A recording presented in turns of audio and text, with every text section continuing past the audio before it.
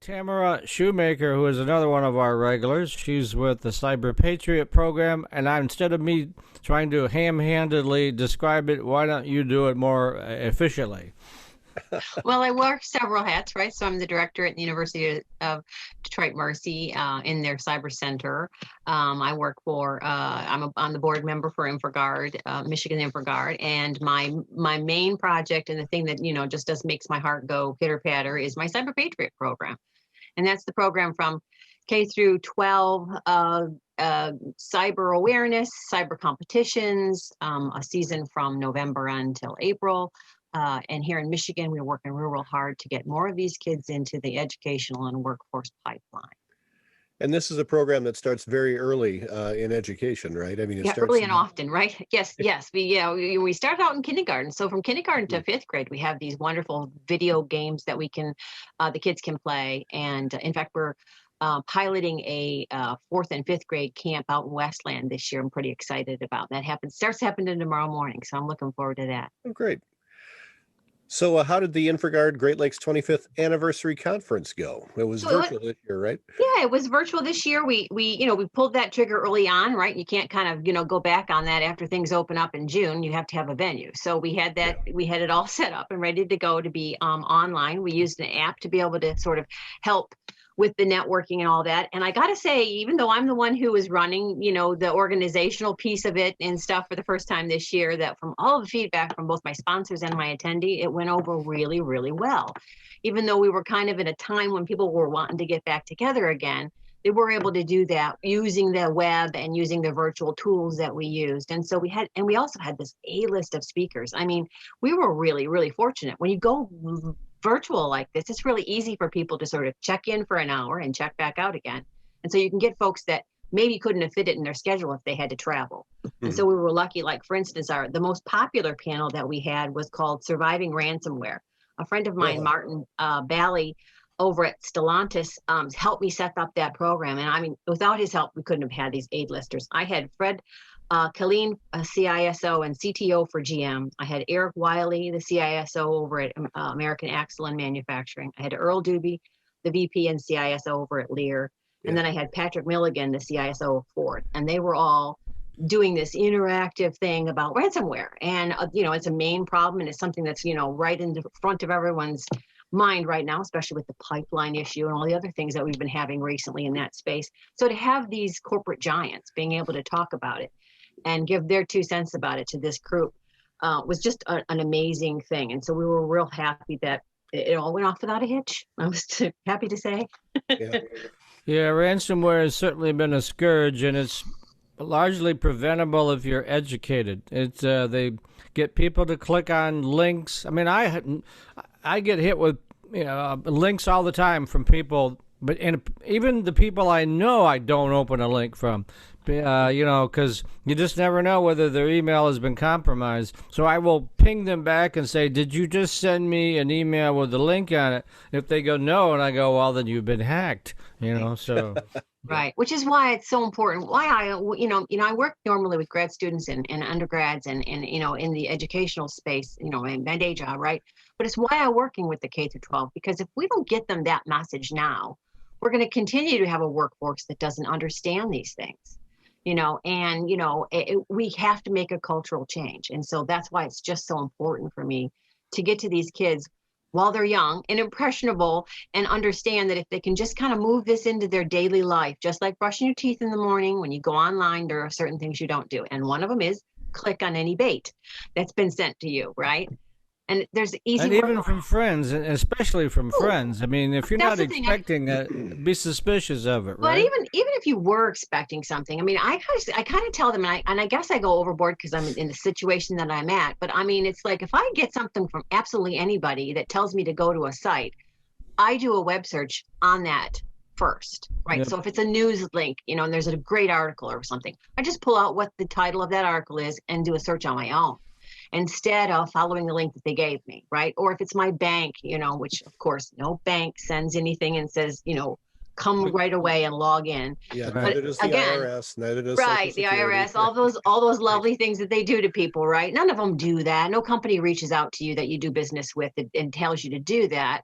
but they look awful convincing. And I'm not the person who can actually go into the, the back end of this and figure out if it is or isn't the right person, right? And I also don't have time to ping on everybody that sends me an email. So I just do the stuff on my own so they don't have to do that.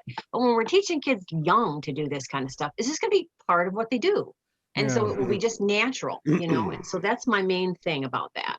Yeah, I have a program on my mail that if somebody sends me a link and I just touch the button to see if the link is accurate, it'll say mismatched link or it'll say spam link or. Yep. But generally, if I hover my cursor over the link, I can actually see the address they want me to go to. But they're even getting smart enough about spoofing those things too. So, that's not going to always work either. And so it's just, bad guys are spending a lot of time coming at us in a lot of different ways. And until we get our whole, everyone, young people, old people, all of those guys, everybody kind of in our world where we get it, we're still going to have problems because it's going to be the weakest link, right? They're not going to come at the front door beating on it. They're going to come to the weakest link. Yeah, my favorite part about the pipeline story was that when they got hacked, the bad guys didn't disable the pipeline. They didn't make the pipeline blow up. They disabled the accounting software so that they could still pump oil. They just wouldn't get paid for it. So they stopped pumping oil. Imagine that. So not giving away their services. And then the hackers said later, hey, look, we're not terrorists. We're just thieves, right? All we want is money. Come on, Right. It was, like I said, it was a really hot topic for my guys, the guys that were on this panel. And they were going around and we had all kinds of different, approaches and different things. And one of the things that kind of stuck in me was the fact that we keep paying the ransoms is only making the ransoms go up in price. And so it's like, man, this is discouraging. If I wasn't going in and talking to a bunch of young kids tomorrow, I'd be really discouraged. Yeah. So what sort of you were talking earlier about some of the activities. Are there you got a lot more activities planned this summer, workshops, things like that? We do. So the summer so during the summertime we spend an awful lot of time on summer camps, right? So we just finished up a summer camp last week, and I've been putting out cards and letters on LinkedIn of pictures of these beautiful kids that are going to be our cyber hero, our cyber heroes next generation, right? So we had already so far, we had a camp in Battle Creek at the Air National Guard base. We had one in Bedford, Michigan. We had one on Bear Island, which is in the middle of Lake Michigan, if you can believe that. We had one in Traverse City. And then, of course, I wrangled the virtual camp. And so they all went off without a hitch. It was wonderful. So we had some in-person ones and then the virtual ones for folks that were still a little hesitant. And so I have to give a big shout out to Rick Franz over at the Air National Guard. Him and his crew pulled off an amazing camp. And then Dustin Perkins was over in Bedford. Chris Sorensen was the man out there vacationing on Bear Island and grabbed a bunch of the Bear Island kids and brought them over to their school. And their thing was a really cool one because they had to kind of do it virtually and in person. So he was there and they were calling into our virtual, and it was cute. And they only had one little hitch one time because they're beaming their internet across Lake Michigan to this island. And so they had just one hitch where it kind of dropped for a minute and then they came back, but everything worked out okay for them. And then we had Scott Goethals, who is up in Traverse City over at Northwestern Michigan College, and it was running a camp as well. So they were all running the same week, and it was a lot of fun. My virtual instructors were amazing. They bring it to this thing. I mean, it's just amazing because they're professionals in the job.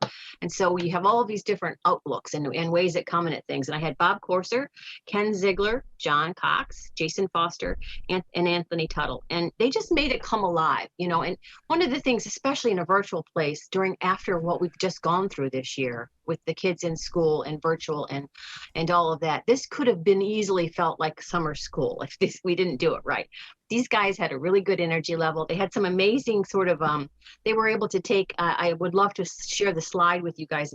It was a slide where it showed athletes hang on, let me athletic jobs and the computer activate jobs. that so you could do that. 1 second. I don't have it up.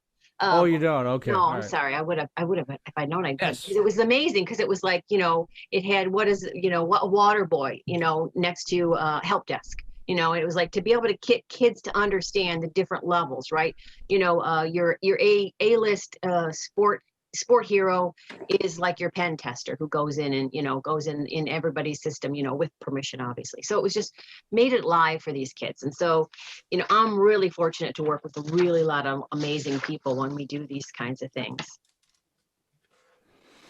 Is that an issue for you? I know you're always looking to recruit, but I mean, are you successfully recruiting as many as you like? Mentors, instructors, that sort of thing? So it's a really funny deal. So, some of my challenges that are out there are not the instructors and are not my mentors and those kinds of folks. Those kinds of folks come to me. I've got over 300 and we only have 53 schools that are playing. Now we have 182 teams, but all in total, we have only 52 schools. And so having those kind of mentors and volunteers, that part comes easy because those folks they have some skin in the game, right? They want to be able to retire someday. They want to take what they know and pass that on, right? And get these kids inspired. But what I do have a problem with, and I just can't crack this nut so much, and this year is a strange year, right? Because of COVID, all charities were having an issue with having all of the funding having to go to all the medical issues, and as it rightly should. But what I'm having a hard time with is not getting enough Michigan businesses to kind of partner up with me so that we can go ahead and do this, and that I don't have to have that part on my mind. That I can just make sure we have enough funding to keep the doors open and do our award ceremonies and do our camps and the things that we do. We're not the big huge charity that the MCWT is, right, with a ton of folks doing this. We're a small micro thing working sort of, somewhere between industry, somewhere between, education, and trying to do this thing. And so that's the piece that I, have a hard time with. I'm surprised actually, because a lot of these companies, they have volunteers that volunteer, but they don't necessarily help support us in a financial way. Now we have and I think that's really short-sighted because they could essentially have these kids working as interns for them or with them in some capacity. They would then be able to see how well they do, and then when they graduate high school, they could work with them on getting training at the college level and still have them working with them. I mean, it just makes perfect sense, right? It really does. I mean, it's one of the things, we're a center of excellence with an NSA and DHS. And that's one of the things that they do is that they put a lot of money into, sorry about that, disconnect one of my phones. They put a lot of money into that whole, put the education piece, and then they have them afterwards. And so it's also about culture too, right? If you really want people to stay in their jobs, they have to, come into your world, into your corporate world, into your place of business and stuff, and get a little, they get some attachment because you help pay for their education, or you came in and helped with the cybersecurity things that they were doing. They see that one of the people, we have some folks that are doing an amazing job. So Sim Detroit Association helps us, and they've done the same. And these are all IT CIOs of corporations that have came in, and they said, this is something that we want to get behind. We had the DTE Foundation did it both. So they not only give me a ton of volunteers to work these camps and do other stuff, they also help with some support too. And then there was Checkpoint came in, and the Air National Guard at Battle Creek has been, always with me.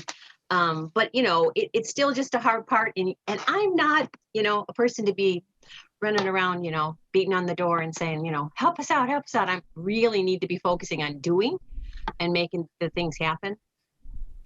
So that's, where we sit with that piece.